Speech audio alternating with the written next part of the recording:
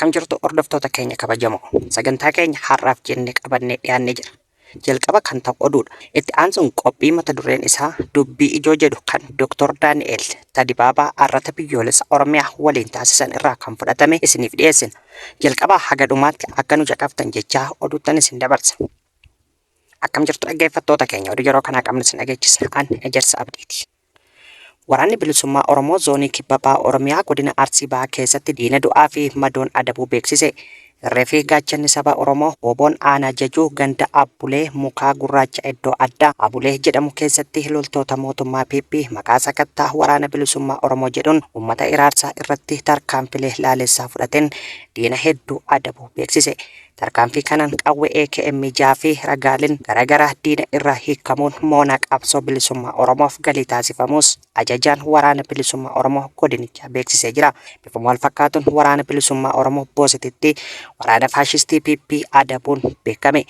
Reefii gaachanni saba Oromoo waraanni bilisummaa Oromoo zoonii Arsadee godina Baashaggar Aanaa Booset ganda Borcataa daandii Itiyoo Jibuutii gama kallattii kaaban jiru bakka addaa Dhukiisii jedhamutti kaleessa guraandhala 21 ganamaan haxa'itti hidhuun waraana maafiyaa PP uummata nagaa saamicha dararaa jirtu irratti tarkaanfii fudhateen hedduu du'aa fi madoon adabuu beeksisee jira.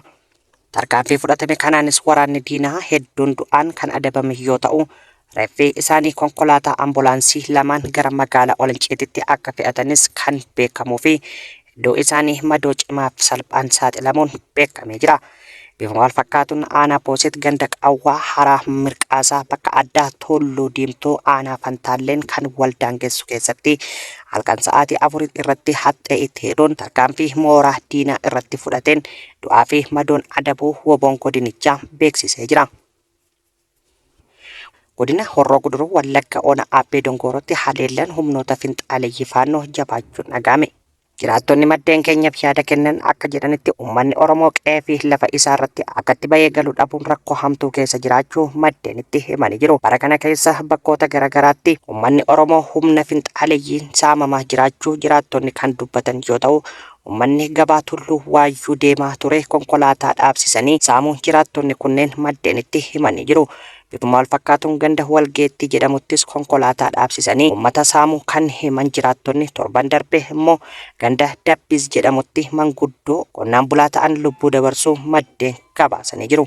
Hidhattoonni finxaaleeyyii faannoo guyyaa 2 dura waajjira bulchiinsa ganda Daalachoo jedhamu akka barbadeessanis maddeen gabaasanii jiru. Humni kun tibbana xiyyeeffannaan hawaasa biyyattii gama kaaba Itoophiyaa ta'uu hordofee hedduminaan gara godina Wallagga Bahaa fi Horroo Guduruu Wallaggaatti bobba'aa jiraachuus jiraattonni maddeenitti himanii jiru. Oda mana sibuu keessatti waraanni murna bilxiginnaa dargaggoota nagaa lama rasaasa itti roobsanii ajjeesuun barame. Godina lixa Wallaggaa Ona mana sibuu ganda Wajeettii Qilxuu Luboo jedhamu keessatti guraandhala 21/2026 waraanni murna bilxiginnaa dargaggoo maqaan isaa Abrahaam Taliilaa jedhamu gara jabina hamaam yakka tokko malee rasaasa itti roobsuun ajjeesanii gatuu jiraattonni maddeenitti himanii jiru. Kana malees guyyuma kana ganda Buukee Toobaa irratti dargaggoo Daagim Tottoobaa jedhamu bifa sukkaneessan loltoonni mootummaa PP badii tokko malee ajjeesanii gatuu jiraattonni maddeenitti himanii jiru. Dargaggoonni ajjeefaman kunneen hawaasa naannoo biratti jaalatamoo tuttuqqaa siyaasaa keessaa kanneen walaba ta'an jireenya guyyuu isaanii fooyyeffachuuf carraaquun alatti yakka lubbuu isaanii baasisu keessatti hirmaannaa tokko iyyuu akka hin qabne jiraattonni maddeeniif ifoomsanii jiru. Bifuma wal fakkaatuun Arsii Bahaa Ona Shirkaa keessatti waraanni mootummaa dargaggeessa maqaan isaa Umar Cirroo Kadir jedhamu rasaasan ajjeesuun beekame. Waraanni mootummaa PP naasuu namummaa takka hin qabne lubbuu namoota qulqulluu guyyuun galaafachaa kan oolan yoo ta'u, dargaggoon kunis badii yookiin tuttuqqii siyaasaa qabaate osoo hin taane taphata waraana bilisummaa Oromoo waliin qabda jedhuun erga ajjeesanii booda maatii isaatiin gatii rasaasaa kaffaltan malee reeffa hin fudhattan jedhanii reeffa maatii dhorkachuu jiraattonni maddeenitti himanii jiru. Abbaan mucaa ajjeeffamees maallaqa rasaasaaf gaafatame kana harkaa waan dhabeef liqeef ollaarra otoo naanna'uu biiftuun itti lixxee reeffa mucaa isaa yeroof gaafachuu waan dadhabeef barii yeroo reeffa ilma isaa fudhachuuf dhaqu bineensi reeffa mucaa isaa nyaate jedhu jiraattonni. Waraanni cimaan humna mootummaa fi waraana bilisummaa Oromoo waliin adeemsifamaa jiraachuu barame. guyyoota muraasa darban keessa godina Gujii aanaa akka Sabbaa Booruu, Aagaa, Waayyuu fi Malkaa Sooddaa keessatti walitti bu'iinsi humnoota mootummaa fi waraana bilisummaa Oromoo WBO gidduutti hammaataa jiraachuun maddeen keenya ifoomsanii jiru. Madda qunnamtii hawaasaa fi namoota naannoo jiran irraa argamuun raayyaan ittisaa fi humnoonni nageenya mootummaa yeroo ammaa sochii waraana bilisummaa Oromoo dura dhaabbachuuf bobba'anii kan jiran yoo ta'u, waraanni bilisummaa Oromoo ammoo naannoo kana keessatti sochii isaanii itti fufuu isaanii maddeen gabaasanii jiru.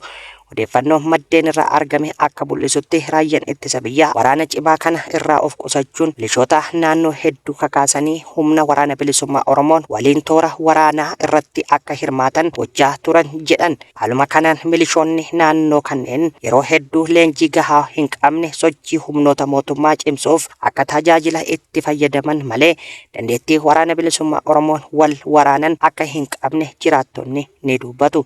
Jiraattonni maddeeniif yaada kennan akka jedhanitti walitti bu'iinsi kun yeroo gara yerootti saffisaa fi hammaataa dhufuun uummata naannoo keessa jiraatu irratti dhiibbaa nageenya fi sochii daldalaa irratti uumeera jedhan. Hoogganni Itiyoo Telekoom saamichatti jiru jedhan hojjettoonni dhaabbatichaa. Hojjettoonni dhaabbatichaa dameewwan dhaabbatichaa garaagaraa maddeeniif yaada isaanii kennan akka jedhanitti dhaabbatichi rakkoo bulchiinsa gaarii hamaa keessatti kufuu himanii jiru. Hooggantoonni dhaabbatichaa ta'ee jedhamee mindaa hojjetaa dachaa 10 hanga 20 ta'u akka argatan taasifamee caasaan ijaarame jedhu. Dabalataanis keessa dhaabbatichaa waan beekaniif tooftaalee garaagaraa tolfatanii dhaabbataawwan garaagaraa maqaa firaa fi namoota garaagaraatiin hundeessanii akka waan Itiyoo Telekoom waliin shariikaa ta'anii godhanii maallaqa dhaabbatichaa saamaa jirus jedhame. Kana malees hojjetaa haaraa dhaabbatichaa keessatti qacaruus ta'ee sadarkaan guddinaa fi jijjiiramaan keessa firaa fi wal beekumsaan erga ta'ee bubbulu dubbatanii jiru. Qacarriin gita hojii alaa akkasumas guddinnii fi jijjiiramni keessa erga dhaabbatee waggoota 5 ta'uu himanii jiru. Hooggantootatu abbaa fedhee qacara, abbaa fedhee sadarkaa guddisaa, abbaa fedheef bakka jijjiiraa kenna jedhu. Mootummaan rakkoo bulchiinsa gaarii dhaabbaticha keessa jiru akka hin hubanne mootummaan rakkoo bulchiinsa gaarii dhaabbaticha keessa jiru akka hin hubanne himan hojjettoonni dhaabbatichaa.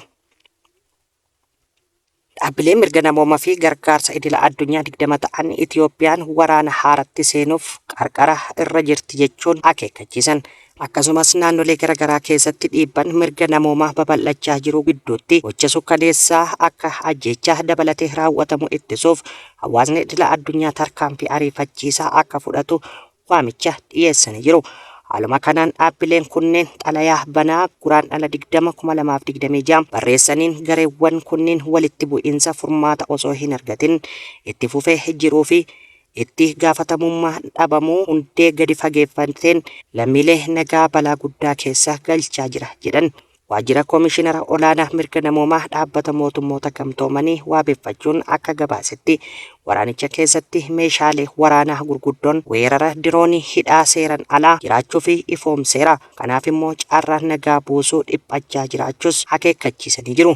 Dhaabbileen xalayicha barreessan waamichi nagaa fi itti gaafatamummaaf idila addunyaan irra deddeebin dhiyeessanillee Tigraay, Oromiyaa fi Amaaraa keessatti furmaata lolaa argamsiisuu irratti tarkaanfiin fudhatamu xiqqaadha jechuun qeeqanii jiru. Miidhamtoonni waraana yakka dhala namaa irratti raawwatamee fi duguuggaa sanyii waraana Tigraay keessatti raawwatameen walqabatee miidhamtoonni haqa akka hin argatin ibsanii jiru. Gama biraatiin yakkamtoonni itti gaafatamummaa seeraa jala akka hin oollellee akeekanii jiru. Tigraay keessatti dhaabbileen kunneen miidhaa muddate kanneen akka hidhaa seeran alaa, gudeeddii, namoota ukkaamsuu, hanqinni nyaataa muddachuu fi tajaajiloonni bu'uuraa dhorkamuu fa'aa kaasanii jiru. Dabalataan waliigalteen nagaa bara 2022 gartokkeen hojiirra ooluu dhabuu, qaamolee gurguddoo akka Eertiraa araara keessatti hirmaachuu dhabuu fi hordoffiin mirga namoomaa xiqqaachuu fa'aa eeraniiru. Kana malees walitti bu'iinsi dhiyeenya kana garee TPLF keessatti uumames akka ragaa tasgabbii dhabuutti kaasanii jiru.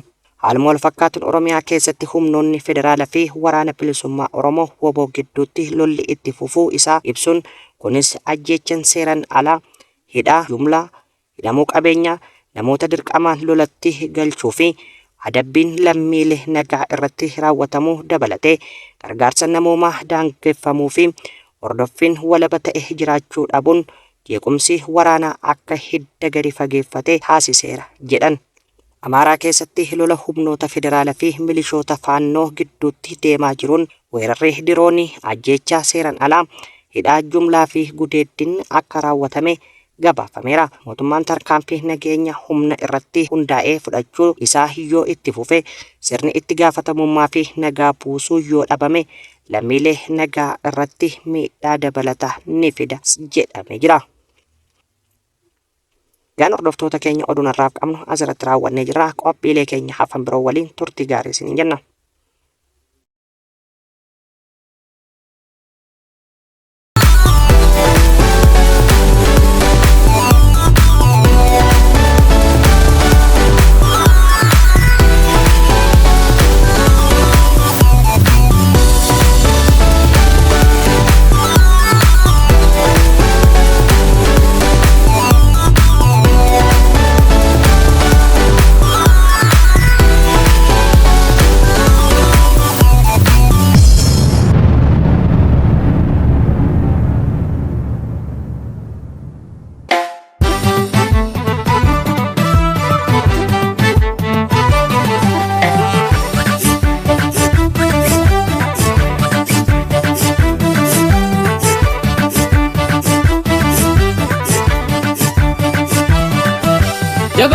Jaboo jabana raase jabaaddu jajjaboo kangalaa saase na saase simala koo shoolee simala gamnaa shagarirraa noollu beellama qabnaa simala koo shoolee simala gamnaa shagarirraa noollu beellama qabnaa simala koo shoolee moonee mogor gaabichaa simala koo shoolee mooyii mogor lallabu simala koo shoolee maadaan dheera dhaala koo shoolee karaan koo madaan dhabu. Shoolee simala gamnaa shagarirraa noollu beellama qabnaa simala kookoodee simala gamnaa shagarirraa noollu beellama qabnaa beellama qabnaa beellama qabnaa noollu beellama qabnaa beellama qabnaa beellama qabnaa beellama qabnaa noollu beellama qabnaa of dagannee nu nyaaree kaartee seenaa dhiiga of dagannee nu nyaaru eenyu fidannoo hiika. Karri karoo kaleessa inni egeree laale utesse mataaniira ilmatu akka daale simala koo shoolee simala gamnaa shagarirraa noollu beellama qabnaa. Ayyee ashama akkam jirtu dhaggeeffattootaa fi daawwattoota Arraata Biyyoolessa Oromiyaa kanneen fagoo fi dhiyoo qophii keenya hordofaa jirtan kun qophii dubbii ijoo guyyaa guyyaan kallattiin isiniif tamsa'udha. Arras waa'ila keenya yeroo dheeraa kan ta'an Jaal Dr. Daani'el waliin turtaasna aga xumura qophii keenyaattis nu waliin turaa isin jecha kan isin waliin turu ogeessa Arraata Biyyoolessa Oromiyaa waliin ta'uun ani Booree Addunyaati. Ayyee Dr. baga nagaan dhuftan. Nagumaa akkam jirta Jaal Booree baga nagaan nu eeddan. Ayyee irra deebiin galatoomaa jechaa Dr. Egaa akkuma beekamu qabxiiwwan marii adda addaa kaasuun qophii dubbii ijoo irratti guyyaa guyyaan yaada adda addaa kaasne egaa namoota uummata Oromootiif quuqama qaban haala Oromoof Oromiyaa irratti taree naannoo gaanfa Afrikaa fi Impaayera Itoophiyaa keessatti rakkoowwan cufa raawwatan irratti. Ayyeega dhiifama Dookter ni dhaga'ama miti? Ni dhaga'ama Jaal Booree. Ayyeega rakkoo konnekshinii dhiifama jecha meegaa gareen bilchiginnaa egaa Oromiyaan raafama nageenyaa keessa yeroo jirtutti waa'ee nageenya argachuu handharrisuu fi guddinaa dubbata. Mee kun lafarratti egaa waan mul'ate akkamitti ilaaltu? Galatoomi Jaal Booree gidduu kana dhuguma Abiy faa Shimallis Abdiisaa faa gara lixa Oromiyaa kana deemanii baay'ee haasaa turani. Wanni isaanii kana haasaa isaanillee hordofeen ture. Walumaa gala gaafa laallu waanuma karakterii Abiy irratti hagamma hordofaa jirrutti achi keessattis calaqqise. Abin gaafa aangootti dhufu yeroo jalqabaa nagaa ta'e dhiyaate nama nagaa barbaadu ta'e nama addaa tokko ta'eeti dhiyaate. Namoota manadhaa turan manadhaa keessaa baasee warra biyya alaatti sababii siyaasaatiin baqatanii jiran warra manadhaa keessa jiran illee baasee fudhatee galee ture. Yogguu jalqabaa aangootti dhufe xiyyaara isaatiin fudhatee galee. Yeroo sana namni Abiy nuguma nagaa barbaada nama nagaati, nama addaati, nama duudhaa Oromoo beeku, nama Oromoo fakkaateeti dhiyaate. Garuu achi booddee diigumsatti ka'e jechuudha. Diigumsatti ka'ee ani yoon Wallaggaa ejjedde na ajjeesu, anduunaan immoo Jimmaaf Wallaggi, Arsiif Wallaggi, eessaaf eessi nagaan waliin jiraachuu hin danda'u edheeti kan Oromoo gargar diigu haasaa diigumsaa haasa'uu jalqabe. Ergasiti waan inni hojjechaa ture waan baay'eedhaa fi waan nama yeroo gara lixa Oromiyaa deemu kana haasa'u yoo bira qabne ilaalle Abiin double face qaba jechuudha. Double face qaba. Waan ati dhaga'uu barbaaddu yeroo barbaadetti waan ati dhaga'uu barbaadduti haasa'a, yeroo barbaadetti immoo waan ofii gochuu barbaadutti godhaa jechuudha. Waggoota 6 darban keessa fi waggoota tokko waggaa darbee kana ol bira qaban ilaaluun ni danda'ama. Akka jedhetti akka haasaa turetti magaalaa Naqamtee keessaati waggaa darbee gaafa dhufu uummata kanaan waggaa tokko nuu kennaa yeroo nuu kennaan jedheen gaafadhee jedha. Waggaa darbee kana keessatti niifaa waan misoomaa waan garaagaraa hojjenne jechuu barbaada. Akkasumas magaalaas immoo inni wayyeessine jechuu barbaada. Waggaa 6 ammoo eessa ture?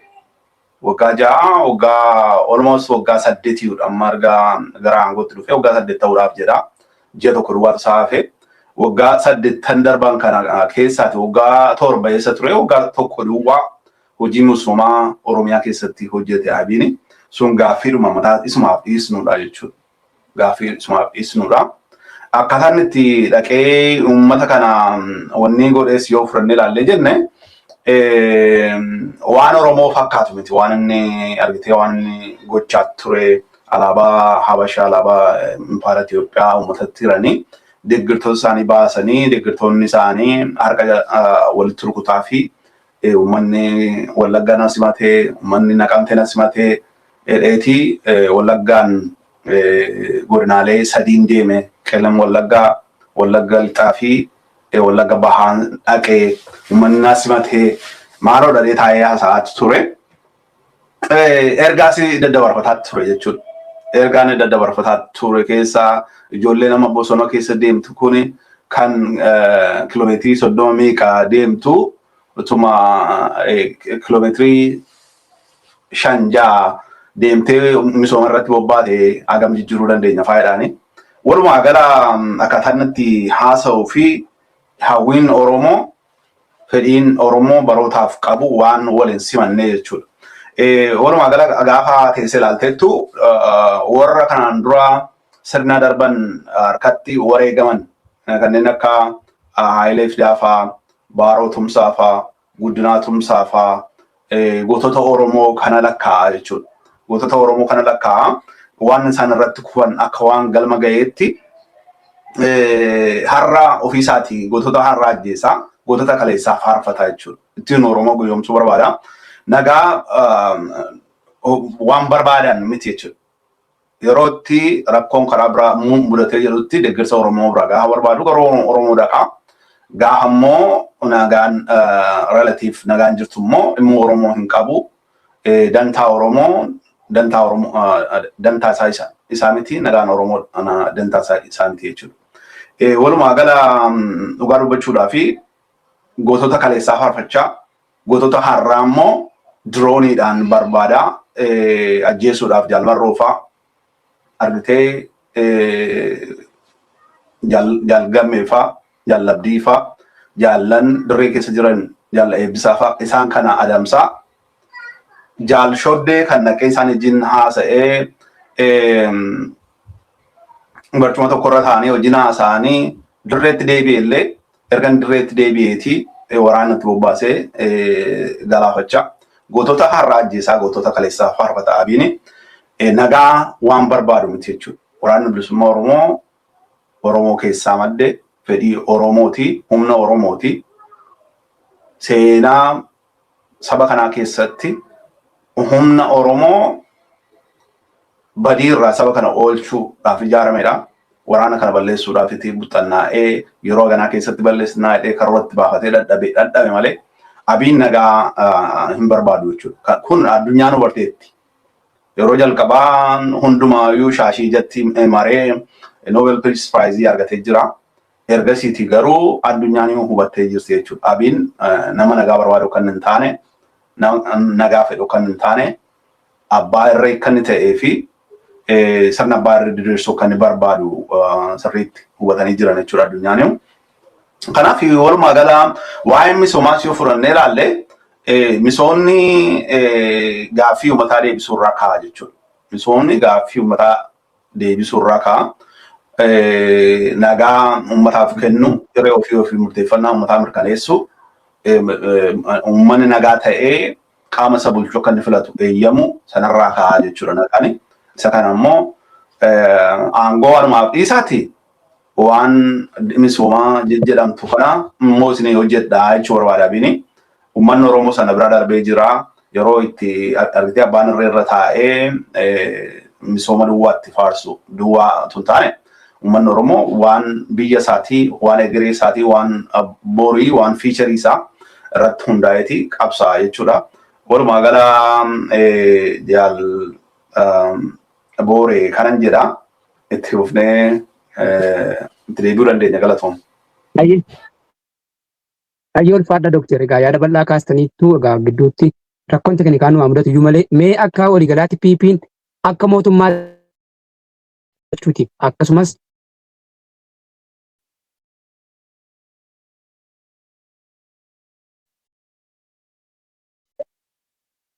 ni dhaga'ama miti? Itti fufi jaalboore mee irraa deebi. PP'n akka mootummaatti wal dhibdee fi jeequmsa to'achuuf akkasumas furmaata isaa barbaachuu irra qawweetti hiree egaa uummatatti qawwee hiree gandaan bitadhaa jedhee yeroon dirqisiisu illee ni mul'ata. Mee akkanatti immoo Oromiyaa tasgabbeessuun ni danda'ama. Qawwee uummatatti goyomsuun qawweedhaan haala kanaan akkasumallee qabxii kiyya taanuun egaa Oromiyaa keessattis tibba kana yookiis fuuldura kanatti egaa waan filannootti deemuudhaaf jiran dubbatu goonni faayistii PP caasaalee gubbaatii gadiitti yeroo kaasan waan filannoo mee filannoon Oromootiif yeroo ammaa maal filataa eenyuun filataa silaammoo namni maal filachuu qaba murna isa ajjeesu filachuutiif uummanni fedhii ni qaba akkamitti ilaaltu waan kana? Galatoom jaalboore walumaa gala waraana argitee eessa tureyyuu yeroo isaan itti konkolaataa gurguddaa kana 100 argitee konkolaataa fe'umsaa nutu nafin baasii nutu nafin waraana Oromiyaatti guuraa turan. Waraana Oromiyaatti guuraa waraana bilisummaa Oromoo 7 keessatti balleessinaa, 6 keessatti balleessinaa jedhanii dhaadachaa turan jechuudha. Karaa argitee ministeera ittisa biyyaa akkasumas qondaalota isaanii akkasumas qurxummii balleessuudha fi dhaana gogsuu qabnaa jedhaniiti argitee jecha sirni kaleessaallee akka sallattiidhaan fuuldura baasee hin jenne baay'ee jedhaniiti yaalanii dadhaban malee waraana bilisummaa Oromoo balleessuudhaaf waraana bilisummaa Oromoo dhabamsiisuudhaaf kontiroolii Oromiyaa keessatti Itoophiyaa keessattis ofuma isaanii jala galchuudhaaf yeroo isaan itti yaalan jiru jechuudha. Sana humna qaban hundumaatiin yaalanii dadhabanii amma immoo argitee kara kaabaas lola kan biraa keessa seenuudhaaf socho'aa jiranii kara kaabaatti waraana ellee gara kaabaatti geessanii Oromiyaa keessatti immoo miilishaatiin waraana bilisummaa Oromoo lollaa jedhanii lola Oromiyaa keessaati milishaa qopheessaa akkasumas immoo dabalata milishaa qopheessaa wanni isaan deeman kuni dhugaa dubbachuudhaaf yoo jenne dhuguma isaan milkeessuu danda'a jennee ilaaluu dandeenya jechuudha. Waan isaan milkeessu natti hin fakkaatu milkeessullee.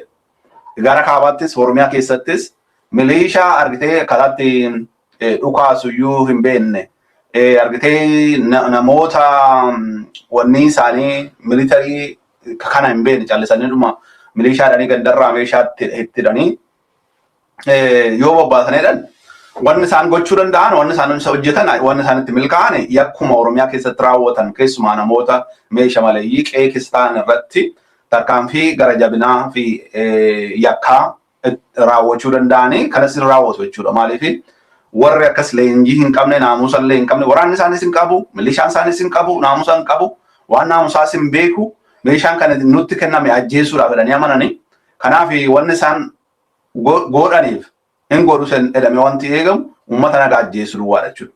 Uummata nagaa ajjeesuu uummata waraana bilisummaa Oromoo wajjin hidhata qabdaa waraana bilisummaa Oromoo gargaarte maal goote kana jedhaniiti uummata nagaa ittiin fixuuni.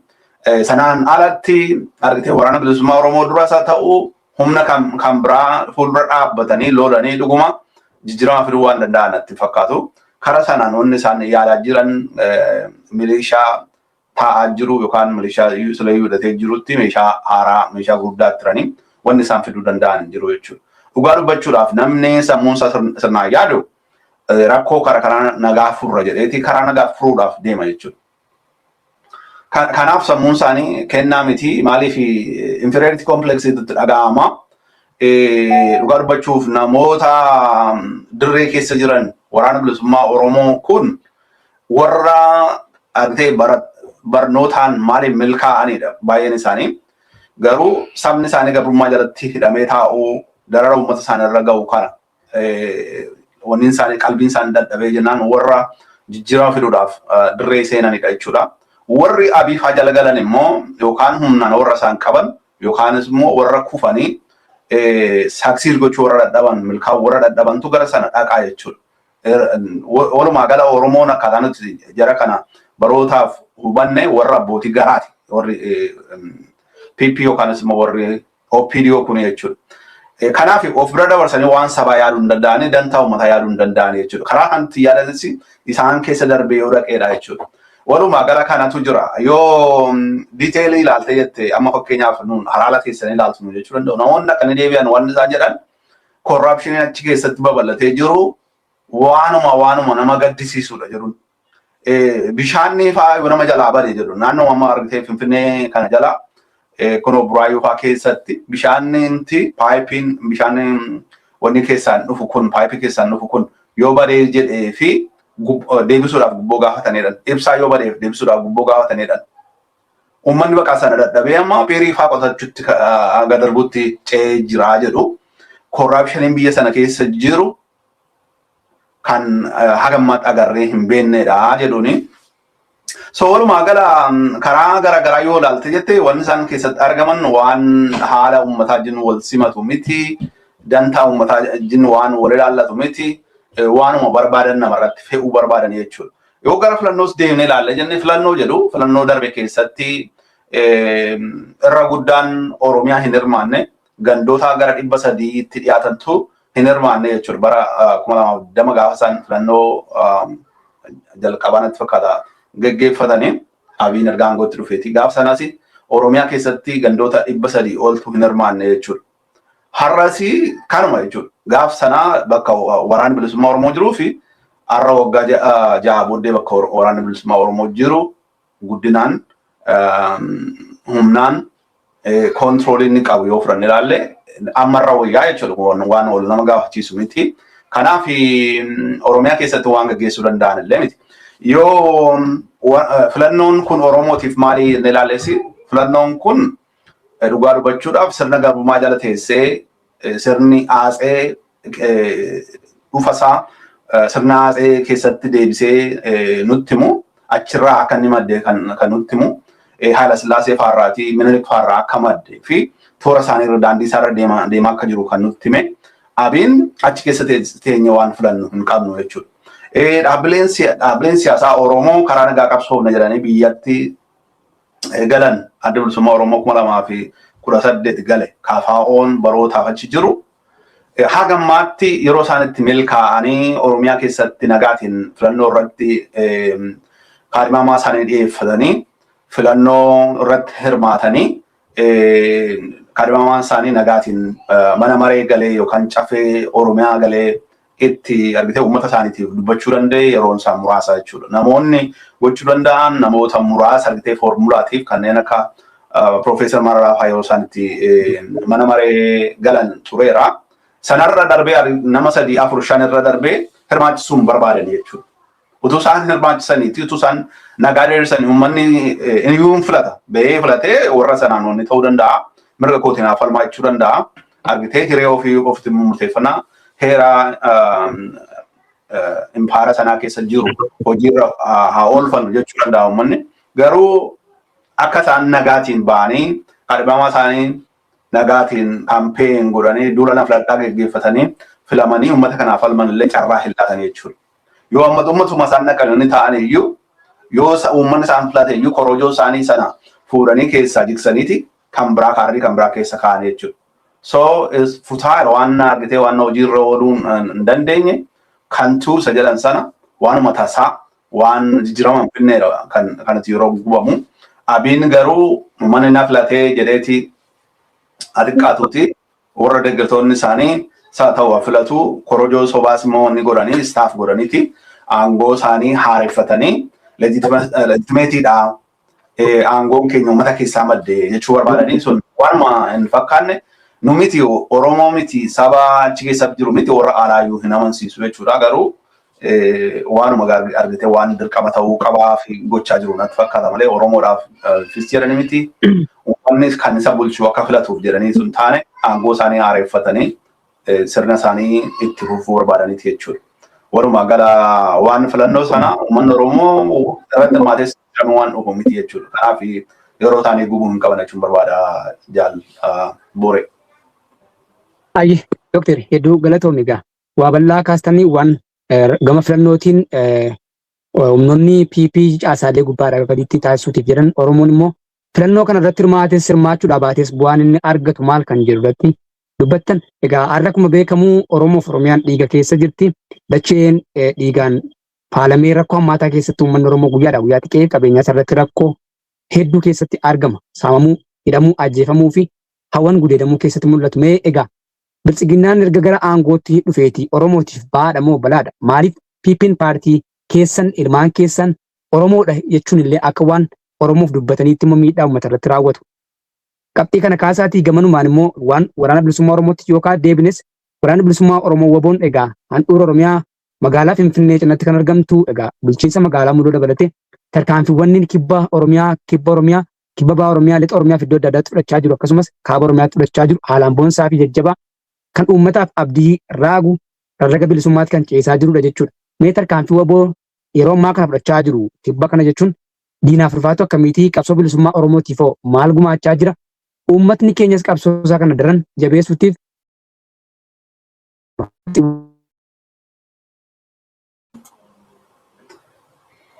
Galatoomii kana lamannaaf kan Galatoomii jaal Booree tokkoffaa waa'ee biltsiginnaarraa yoo kaanee jennee dhugaa dubbachuuf silas kaaseera abiin qabbanaa'eeti nama nagaa nama argitee waan misoomaa duwwaa yaadu nama uummata kanaaf yaadu jireenya uummata Oromoo jijjiiruu kan barbaadu namum takka isaatiin jiru afaan Oromoo haasa'a argitee gaafa Oromoo bira dhaqu double faceidha kan inni qabu jedheera silasi yeroo uummatatti dhiyaatee jedhu namni akka haasa'u kun waan nagaa nama haasa'u kun dhugaa dubbachuu fi waanuma hammeenyaa nama yaadu hin fakkaatu jechuudha. Garuu sirna badhaadhinaa kana waggoota yoo xinnaate waggoota 7 darban keessa waggaa 8 darban keessa deebiin ilaaluun nurra jira jechuudha. Isa isaan diraamaadhaaf madraki irratti ba'anii argitee isteejii irratti ba'anii waan nagaan mootii nagaa fakkaatanii dhiyaatan otoo hin taane wanni tiraak reekardii isaan qabanii haga ammaatti ilaaluu qabna jechuudha. Gaafa jalqaba aangootti dhufan 2018 Boorana keessatti Gujii keessatti warra gaalarra jiran dabalatee dhaqanii uummata gaala gaggeeffachaa jiru akkuma jirutti fixan jechuudha. Dargaggoota Oromoo tarree galchaniiti itti dhugaasanii rasaasatti roobsanii fixan jechuudha Boorana Gujii keessatti. Yoo gara Naqamtee dhaqxee Naqamtee keessatti marsaa meeqatti deddeebi'anii ijoollee meeqa ajjeesan jechuudha. Waraanni bilisummaa Oromoo dhufee magaalaa seenee darbeedhaniiti ijoollee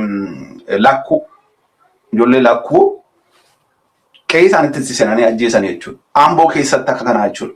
Sanaan booddee waraanni bilisummaa Oromoo gaafa jabaatu immoo diroonii biyyoota arabaarraa bitatee Mandii keessatti, Biilaa keessatti, Beddellee keessatti, Bunnoo Beddellee keessatti, Shawaa Roobit keessatti, Darraa keessatti, Walloo keessatti uummata xab godhe dirooniitiin jechuudha.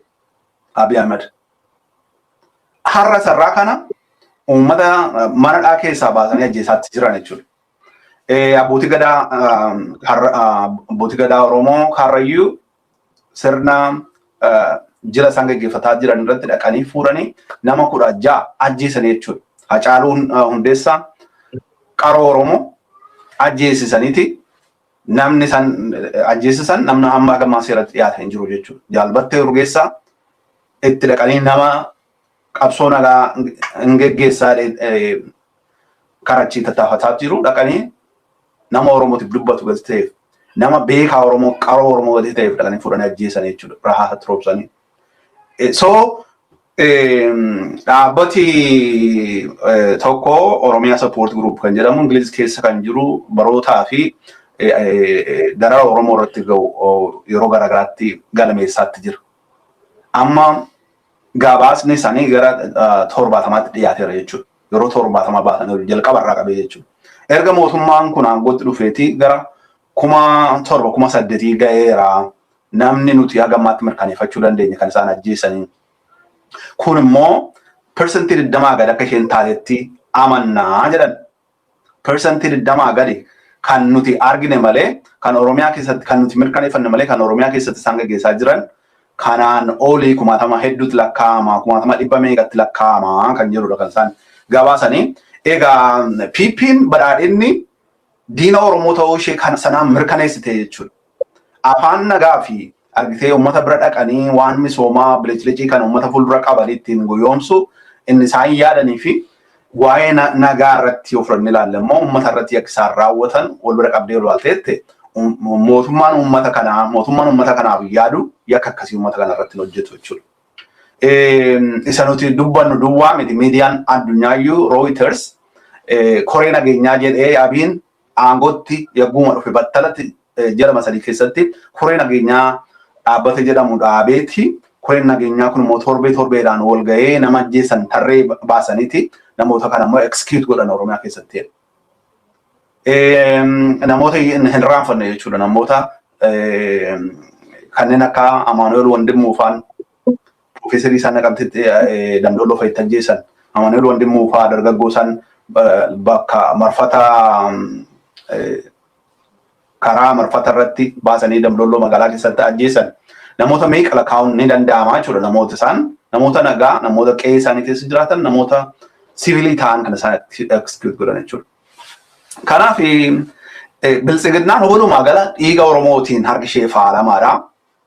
Fira Oromoos ta'uu hin dandeessu, paartii Oromootiif yaadus ta'uu hin dandeessu jechuudha. Itti fakkeessaadhaaf wanni keessatti godhan hojii misoomaa hojjennedhanii kan isaan argitee ittiin wanni bitachuu aangoo isaanii dheereffachuu barbaadan waan argitee sammuu uummataa keessaa yakka isaan raawwatan haquu waan danda'u natti hin fakkaatu. Kanaan dura waggaa 7 eessa ta'aniiti waggaa darbe kana duwwaa keessatti filannoo gaafa ga'uu yookaan immoo lola kaabatti gaggeeffachuuf jedhan irratti deeggarsa uummataa gaafa barbaadan dhaqanii achitti waan uummata goyoomsan hojjetu. Sanan natti mul'ata dhugaa dubbachuudhaa fi yakka hojjetan sanaaf yeroo isaan uummata kana dhiifama gaafatan hin jiru. Yakka sanas immoo itti fufanii jiran malee yeroo isaan dhaaban hin jiru jechuudha. Sana duwwaa miti. Mootummaa erga ta'aniiti itti gaafatamni isaan harka jira. Oromiyaa keessatti nagaa isaan duwwaa miti nagaa kan booressaatti jiru. Uummata Oromoo irratti dararaa guddaa kan raawwachaa jiru. Faannoonis dararaa raawwachaa jira. Daangaa silaa kan eeguun irra ture sadarkaa tokkoffaa irratti mootummaa naannoo Oromiyaa Shimallis Abdiisaa jala jirudha jechuudha. Shimallis Abdiisaan fa'aa kana gochuudhaaf fedhillee hin qabani. Kaayyoo isaaniitti illee jechuudha. Kibba lixa shaggar keessatti wanni isaan hojjetan faannoo tulfee Oromoo ajjeese kan isaan jedhan nama 26 kan isaan ajjeessan miidiyaan Paakistaan tokko mootummaata qindeessee jedhe jechuudha. Faannoo Oromiyaa keessatti qindeessanii uummata ittiin ajjeesisaa jiran jechuudha. Arsii Baalee keessattis Jawaar Mahammad dubbataa ture. Namni faannoo achi hooganu nama deenannatii mootummaa turedha jedhe jechuudha. Nama nageenya humna nageenyaa mootummaa keessatti hojjechaatti turedha. Nama kanatu qindeessee hidhachiisee bobbaahaatti jira jedhe Arsii Baalee keessatti. Kaaba shaggar keessattis kanuma jechuudha. Yoo wanni isa qoratteette deemee gariin isaa warruma argite kagansa isaaniitiin kana godhanidha warri faannoo Oromoo kan isaan hojjetaa jiran gariin isaanii immoo kan mootummaan kun hidhachiisee fi bobbaasee ittiin uummata kan sammii akkasumas kun akka harka kennatuu fi walabummaa isaan barbaanne argite mootummaa kana duwwaa tuu nagaa keenya nu mirkaneessa jedhee akka inni gara isaatti baqatu of jecha uummata kana irratti yakka akkasii kana raawwataa jechuudha sanallee qindeessee jechuudha. Walumaa gala badhaadhinni hariiroon uummata keenya wajjin qabu isa kana fakkaata jechuudha. Karaa sochii waraana bilisummaa Oromootti yoo deebine jenne waraanni bilisummaa Oromoo isa kamuu caalaa guyyaa guyyaatiin dabalaa lakkoofsaanis dabalaa kaayyoo qabsaa jiruuf galmaan ga'uudhaafis sochii barbaachisu hundumaan dhiyeessii barbaachisu guuttachaa humna namaa leenjisaa sochii isaa dur kan nagaa turre jechuudha. Daangaa irratti ture jechuudha. Sana bira dabarsee nuura Oromiyaa Finfinnee jalatti marsee achi keessatti tarkaanfii fudhachaa jira. Kun kan inni nutti agarsiisu waraanni bilisummaa Oromoo deemee kaayyoo Oromoon waggoota 50 oliif qabsaa as ga'e kana galmaan numa ga'a kan jedhu abdii kan namaa laatu jechuudha. Kanaaf karaa sanaan sochiin jiru waan hamlee namaaf kennudha jechuudha. Itti fufuu danda'utu nurra jira. Oromoon dhuguma yoo kaayyoo bilisummaa isaa walabummaa isaa ofii isaatiin darbee argachuu yoo barbaadeef qaama kan biraarraan eeggadhu anumatu galmaan gaata yoo jedhe sabni guddaan kun karaan ittiin galmaan ga'uu danda'u ifa jechuudha. Karaan tokkichatu jira karaa waraana bilisummaa Oromooti. Karaa kanaan sochiin deemaa jiru waan hamlee namaaf kennudha. Waan jajjabeeffamuu qabudha. Oromoon biyya keessa jiru warri gara kaabaatti oofaa jiran illee gara waraana bilisummaa Oromoo deebi'uutu irra jira jechuudha. Warri waraana mootummaa kana keessa jiran milishaa mootummaa kana keessa jiran gara waraana bilisummaa Oromoo dhaqanii waraana bilisummaa Oromoo wajjin tokkummaadhaan qabsaa'uun barbaachisaadha jechuudha. Lubbuu isaanii lola hin ilaallanne irratti dhaqanii baasuurra Oromiyaa keessatti Oromiyaa wala bilisoomsuudha Oromiyaa wala boomsuuf Oromoo bilisoomsuudhaaf dhaqanii yoo hiriiranii jedhanii fi argitee leenjii barbaachisaa ta'e waraana bilisummaa Oromoo irraa argatanii biyya isaanii bilisoomsuu keessatti yoo hirmaatanii jedhanii fi lubbuu isaaniillee ooluu dandeessi jechuudha. Garii amma leenjii gaallee tuun fudhatiin callisanii dhuma waraana kaabaaf banuu barbaadanitti oofaatti jiran jechuudha. Waraana baroota dheeraatii fi argitee leenjii waraanaa qabu waraana meeqa irratti hirmaate fuuldura dhaqanii dhaabbatanii meeshaa gurguddaa hidhatee jiru fuuldura dhaabbatanii achirratti dhaqanii kanan fooda jedhama argitee waraana fanjii irraa gangalachiisanii wanni godhan kanaan duras kan isaan gochaa turan sanuma gochuudhaaf yookaan immoo dhaqanii booji'amanii harka diinaa galuurra Oromiyaatti dhaqanii nagaatiin yoo harka kennatan simannaadhaan fudhatamu jechuudha. Ni simatamu jechuudha. Leenjii barbaachisu kennamee fi warri waraana keessatti hirmaachuu barbaadan waraana keessatti hirmaatan qabsoo saba isaanii keessatti hirmaatan jechuudha. Warri lixa jiran waraana lixaatti warri giddugaleessa jiran waraana bilisummaa Oromoo giddugaleessaatti kan bahaa waraana bilisummaa Oromoo bahaatti kan kibbaa kan kaabaa akka kan waraana bilisummaa Oromootti makatanii qabsoo Oromootti hirmaachuu danda'an jechuudha. Lolli erga lola dhaquun kee noolleeti lola si ilaallatu irratti hirmaachuu sura jira jedheen amana warra mootummaa kanaatiin keessumaa warra lammii Oromoo ta'an waraana bilisummaa Oromootti dhaqan dabalatanii lola isaan ilaallatu irratti hirmaatan gaariidha jedhee namana. Lolli karaa kaabaa isaan deemsisuudhaaf jedhan kuni Oromootiif bu'aa qabaa yoo jenne bu'aan isaa yoo indirect ta'e bu'aan isaa argitee loluu amma irra guddaa waraana bilisummaa Oromootii fi amma immoo faannoo lolaa jiranii egaa faannoo lola jedhuni agasaan lolaa jiran isaan namatti beeka. Yoo lolli kan biraan banamee fi nuuf humni nurraa qoodama kanaaf gaariidha jechuudha. Kara sana yoo advantagein isaa sana ta'ee natti mul'ata.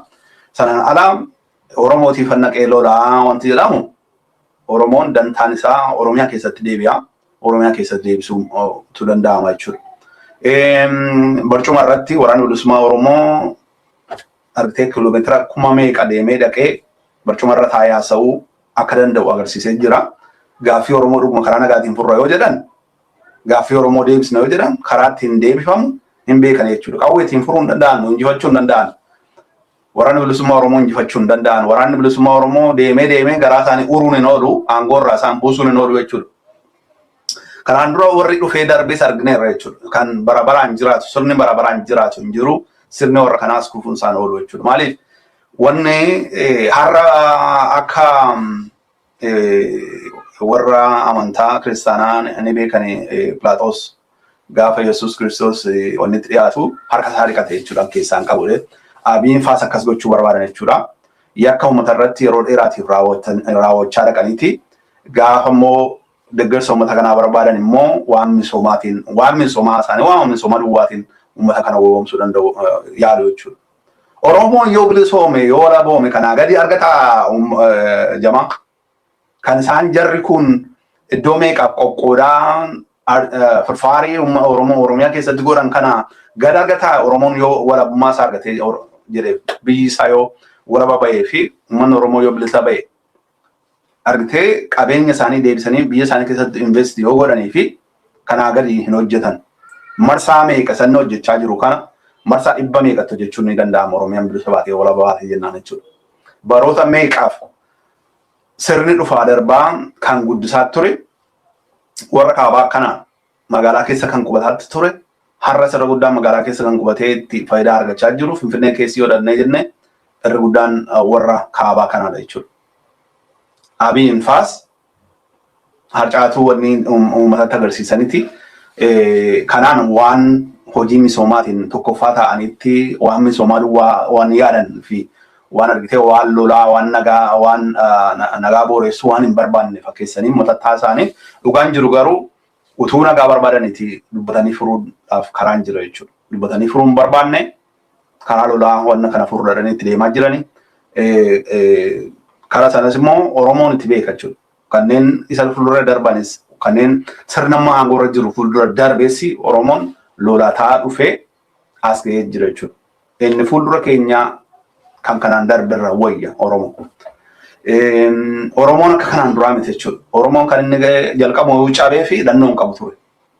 Gaafa Oromoon hidhannoo hin qabnetti hidhannoo jabanaa hin qabnetti isaan ofiisaaniiti biyyoota akka Awurooppaa irraa, Faransaay irraa, Yugoslaaviyaa irraa hidhannoo argatanii, Raashiyaa irraa argataniiti ittiin Oromoo cabsan jechuudha. Har'a Oromoon sana bira darbee jira, Oromoon hidhatee jira akka kaleessaan ta'u jechuudha dubbiin.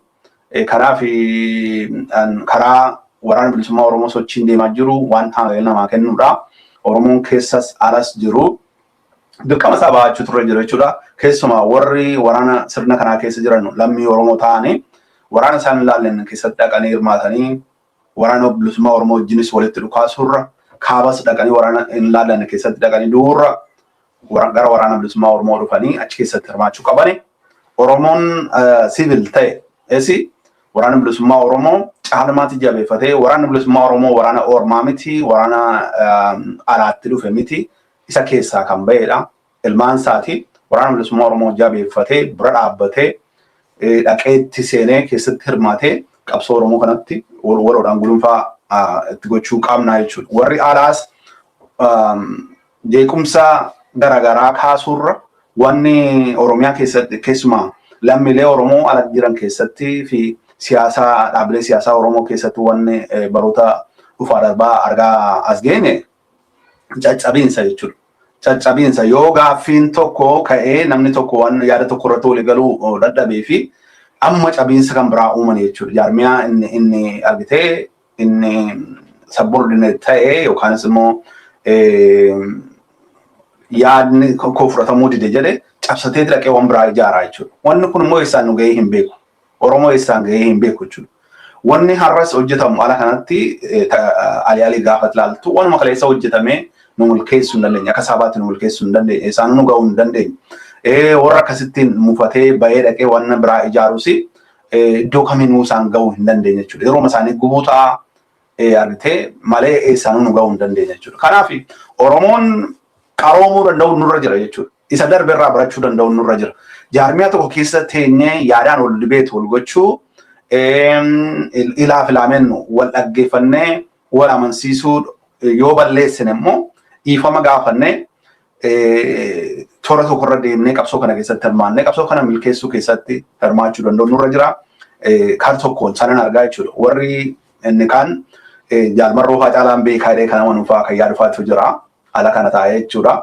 yookaan anatu isarra beekaa jalgamachuu facaalaa hooggantoota dirree jiran kana caalaan beekaa jedhaniiti kan akkasitti yaadan jiru jechuudha. Dhugaa dubbachuudhaa fi kan aga hooggansa dirree jiru kana Oromoon barootaaf argatee hin beeku jechuudha. Yoo jiraatan illee warri kan ni wareegaman jechuudha. Warri argitee qaroo ta'an kan akkama hooggansa dirreerra jiru kun warri turan kan ni wareegaman jechuudha. Inni ala jiru kun warra argitee rakkoo qabsoon qabdu irraati qoollifatee inni kan gara alaatti ba'e kuni krediitii kennuufii danda'u turre jira. Warra mootuu wanni isaa qabanii opportunity isaa carraa isaa qabanii aarsaa kaffaluudhaaf murteeffatanii dirree keessa ta'anii saba Oromoo irraan gabrummaa caabsaa harkoota garbummaan saba kanarraa caabsadanii aarsaa kaffaluudhaaf qophii ta'anii dirree warra jiran kana dandeettii isaanii gaaffii keessa galchuun warruma addanaa kanatti gaaffii keessa galchaa jechuudha. Ilaalchi isaanii hagam bilchaataa kan ta'eeti sitti mul'isaa jechuudha. Namoonni ala jirtan an kanan jedhu dhugaa walitti dubbannaa warra dirreerra jiran hooggansa dirreerra jiran wanti beektan hin jiru. Isaanii ol argitee waan bulchiinsaa wanti beektan hin jiru. Kanaan nun agarsiisne jechuudha. Hojiidhaan waan nun agarsiisne akkuma argitee waan hooggansarra caalan fakkaatanii akkasittiin sabaa himaa irratti ba'anii warra haasa'anii ofitti deebi'anii keessa isaanii haa ilaalan hin jedhaanii. Oromoon wanni nu barbaachisu tokkummaadha. Hooggansa keenya jala hiriiruudha. Hooggansa keenya dudduuba hiriirree qabsoon kun akka inni galma ga'u keessatti hirmaachuu keessatti gumaachuu danda'u nu jira. Aangoonis hin jiru. Aangoon kan jiru gaafa Oromoon wala boome duwwaa dubbachuudhaaf Oromoo aangootti fakkaatee inni kaan dubbii himaa ta'uu barbaada, inni kaan dippiloomaasii ta'uu barbaada. Oromootiif dubbata taanaan argitee jaarmiyaa keessa teessee waan hin dubbanneef namni afaan si'onni godhe hin jiru jechuudha. Yoo wanni ma barbaade aangoo muudama barbaadde ta'e immoo namni keessa taa'ee kaampeen maaf hin goone. Addunyaa kana keessatti kaampeen hin godhani maaf keessa taa'anii kaampeen hin goone. Ani akkas ta'uun barbaada inni maaliif hin dubbanne jechuudha. Akkas ilaallee warri miseensaa namoota kana dhaggeeffatee dhuguma baluu dandeettii akkasii qabaa, aarsaa akkasii baasuu danda'a, nu ceesisuu danda'a, namni kun qabsoo keenya hojjechuu danda'a. Namni yoo miseensi yoo itti amane namni kun muudamuu danda'a jechuudha. Kanumaan jedhaanii warri caccabiinsa alatti uumuu barbaadan kanumaan yaaduma kanan qabaa fi Oromoonni sila kutatee wanni tokko malee dantaa kan biraa barbaachatuun taane unconditional qabsoo kana keessatti kan maatee wanni gochaa jiru immoo jabaatee itti fufuu qaba. Wanni isaan aarsaa isaan kafalaa jiran dinagdee isaanii yeroo isaanii kan isaan itti gumachaa jiran qabsoo Oromoo gara fuulduraa deemsisaatti jira. Kanaaf jabaatanii itti fufuu qaban hin jedha. Oromoonni keessatti hirmaachaa hin jirre yookaan amantii himachaa yookaan sababa garaagaraa himachaa kan keessatti hirmaachaa hin jirre bor seenaan isin gaafatti. Oromiyaan gaafa wala boomte biyya kootitti itti galtu yoo ta'e biyya kootii yoo ta'e qomoo kootu keessa jira qomoon koo miidhamaa jira isa jedhu namantu yoo ta'e kottaa keessatti hirmaadhaan jiraanii. Amantiis yoo ta'e argitee sheekota baay'eetu jira miseensi argitee jaarmiyaa abaa oboo biyya alaasii kan biyya keessaas kan hidhatee qabsaa jiru meeqatu jira. Karaa amantaa kiristaanaas yoo ta'e kun luba bantii ujuluufaan warri tiyooloojii PhD itti qaban luba yeroo dheeraa kan itti ta'an isaan kuniyyuu keessatti hirmaachaa jiranii gaggeessaatti jiranii kaleessa gaafa mariin nagaa gaggeeffamullee dhaqanii achirratti argamaniiru. Akkuma argitee Desmond Tutu kan South Africa fa'aa Oromoon immoo kun akka luba bantii fa'aa qabaa jechuudha har'a. Akkasuma warri amantiitu adana biyyan qabnu achi gubbaa waaqarraa jedhanii warra akkasii wanni jedhan kuni Israa'eel iyyuu lola guddaa keessatti argamtiiti. Waaqayyo biyya kee inni jaarratiin hin jenneen wangeeluma keessatti gaafa bakka sana geessu Exodus keessatti ba'uu keessatti gaafa dhadheettu saba kan biraa ofirratti muudanii saba kee of keessaa filadhu of keessaa baasii hooggantoota kee jedhanii wangeela keessa osoo hin jiru jechuudha. Kanaaf Oromoon sababa amantaatti qabatee qabsoo irraa taa'uuf hin qabu jechuudha. Lubni keessa jira hooggansa yoo dhagartee fi akkas hin jedhaane. Walumaa gala kanan jedha gaaffii kee si deesseera yoo ta'e Jaarboore.